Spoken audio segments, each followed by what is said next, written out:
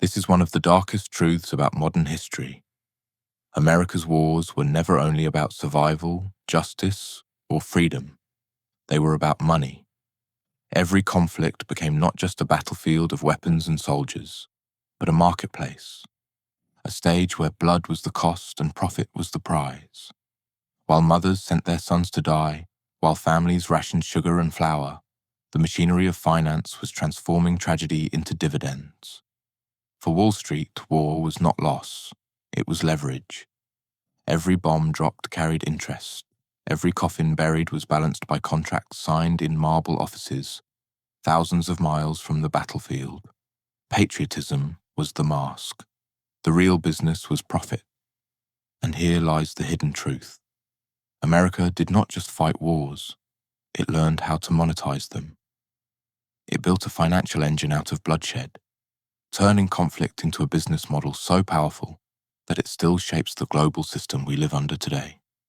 To understand this, you must strip away the myths, the slogans, the speeches about honor and democracy, and see war for what it really became. Not an act of survival, but an investment portfolio. Once you see the pattern, you can't unsee it. Every American war, from the trenches of Europe to the deserts of the Middle East, followed the same financial formula. First, the sacrifice. Ordinary citizens shouldered the burden. Sons drafted, families rationed, taxes raised. Kitchens grew emptier while graveyards filled. Then, the story. Politicians dressed the conflict in words of duty and destiny. Posters called for patriotism, presidents promised freedom, and the press turned suffering into slogans. And behind it all, the profit. Wall Street financed the guns. Corporations retooled their factories for contracts that guaranteed dividends no matter the outcome. Banks floated the debt. Defense firms sold the weapons, and shareholders watched their wealth multiply with every escalation. This was not chaos. It was choreography. War became not just an interruption to the system, but a structural feature of it. A way to mobilize industry, bind the public into debt, and expand the reach of finance deeper into everyday life. And from the very beginning, one truth was clear. Once you build a system that turns blood into profit, you create an incentive for endless conflict. Because where ordinary citizens saw tragedy, those at the top saw balance sheets. This is the lens we have to use to read the last century of history. Not freedom versus tyranny, not democracy versus dictatorship, but a repeating blueprint, war as a business model. The first half of the 20th century showed America how war could be more than tragedy. It could be profit. World War I was the first great payday. When Europe collapsed into bloodshed in 1914, Wall Street stepped in long before American soldiers did. J.P. Morgan arranged billions in loans to Britain and France, becoming their purchasing agent for wheat, steel, and munitions. Every shell that exploded on the Western Front carried with it not just TNT, but debt obligations to American financiers. At home, Liberty bonds were sold as patriotic duty. Families rationed food, children saved pennies, and posters urged sacrifice. But the real winners were bankers and industrialists. The precedent was set. War could be financed not only with taxes or gold, but with debt underwritten by Wall Street and repaid in blood. 2 decades later, World War II became the arsenal of democracy, and the model perfected. Roosevelt's phrase wasn't just inspiration, it was a business plan. Corporations like Boeing and Ford thrived on government contracts that guaranteed profit regardless of efficiency. Over 85 million Americans bought war bonds, raising $185 billion, turning citizens once again into lenders of last resort. Ordinary households tightened their belts while shareholders collected dividends. And behind the gunfire, something larger shifted. In 1944, the Bretton Woods Agreement crowned the dollar as the world's reserve currency. Europe's destruction became America's enrichment. By the war's end, the United States held not only military victory, but financial dominion. War was no longer just fought with soldiers. It had become an engine of industry and empire, economic as much as military, and permanent. When the guns of World War II fell silent, the machinery of profit did not. What had once been an emergency measure became a permanent strategy.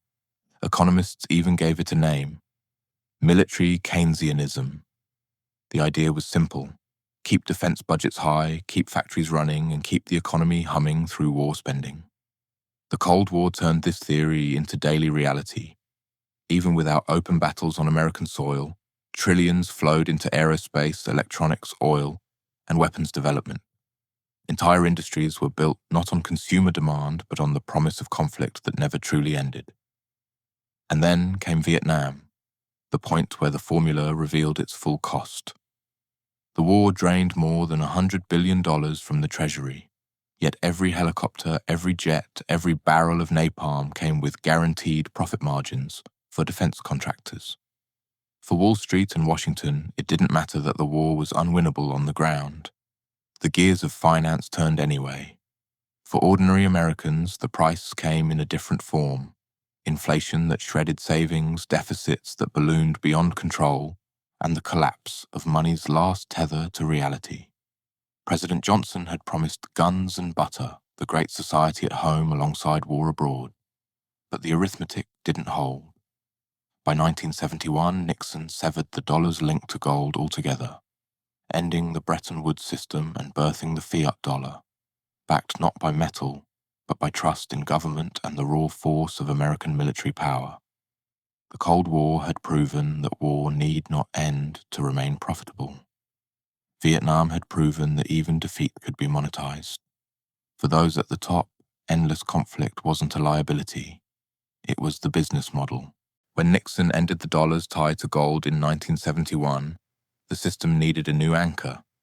That anchor was oil. In a quiet deal with Saudi Arabia, the US guaranteed military protection in exchange for one condition: oil sales across the world would be priced exclusively in dollars. The petrodollar was born. It forced every nation that needed energy, which meant every nation on Earth, to hold US currency. With American warships guarding the Gulf, the dollar replaced gold as the indispensable resource. This arrangement made war and finance inseparable. The US didn't just protect energy routes, it protected the dollar's supremacy. And when that supremacy was threatened, war was the enforcement mechanism. The Gulf War of 1991 proved the point. Iraq's invasion of Kuwait was framed as aggression against sovereignty. But beneath the slogans lay something simpler: control of oil, and by extension, control of the dollar system itself. The war was brief, but its profits were anything but. Defense companies treated it as a live-fire showcase. Precision-guided missiles, stealth bombers, smart bombs. Each strike broadcast live on CNN doubled as a commercial for Wall Street investors. Stocks in military technology firms soared. For corporations, the Gulf was not just a conflict. It was a marketing campaign. The petrodollar kept the dollar global. The Gulf War showed war could be televised, and both revealed the same truth. Whether in secret deals or public campaigns, American conflict was never only about geopolitics. It was about protecting the financial engine. Oil was the resource, but money was the weapon. The 21st century began with the promise of peace, but instead delivered the most expensive war cycle in American history. After the attacks of September 11th, 2001, the United States launched the War on Terror, first in Afghanistan, then in Iraq. The official language was freedom, security, democracy. The reality was debts, contracts, and profit. Across 2 decades, these wars consumed an estimated $6 trillion, once you count the fighting, the reconstruction, the long-term care for veterans, and, most of all, the interest payments on the debt. The number is so vast it almost loses meaning. But put plainly, it was enough to fund free college for generations, rebuild every crumbling bridge and road, or transform healthcare. Instead, it flowed into the same pockets it always had. Defense contractors like Lockheed Martin, Raytheon, and Halliburton became household names not for civilian progress but for supplying endless conflict. Banks financed the deficits through bond markets.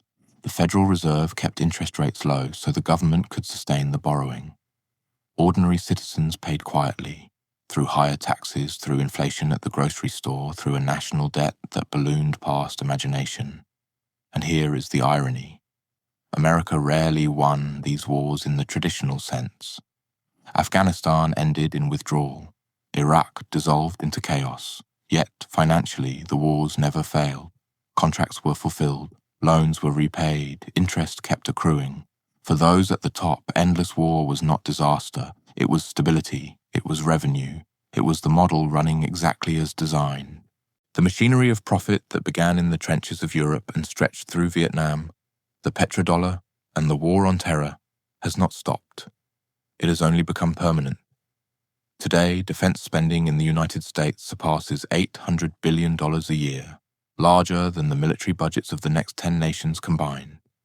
Entire regions of the country depend on those contracts. Politicians secure votes by protecting them.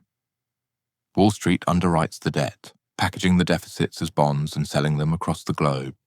The model no longer needs open battlefields to function. The same financial playbook perfected in wartime now drives peacetime crises. The 2008 financial collapse followed the same choreography. Government bailouts, corporate profits protected, ordinary citizens left with the bill. The pandemic repeated it with trillions in stimulus, much of which bypassed workers and flowed straight into markets and corporations. Whether bombs fall or not, the system hums on. This is the hidden truth. War, crisis, and collapse are not anomalies. They are features of a financial engine designed to thrive on volatility. For those at the top, instability is opportunity. For everyone else, it is a trap. Inflation erodes savings. Debt chains tighten. The cost of living rises while the profits remain protected. Wars don't just happen on battlefields. They happen in your wallet. They happen in your taxes, in your rent, in the erosion of your freedom one paycheck at a time. And this is the lesson. If you do not understand the machinery of money and power, you will always be crushed by it. History is not only stories of empires rising and falling, it is the architecture of debt, profit, and control that still dictates your life today. So the next time you hear speeches about honor, democracy, or freedom, remember the balance sheets behind the words. Remember who pays and who profits. And if this gave you a new perspective, subscribe. Because history is not just the past. It is the playbook running your present.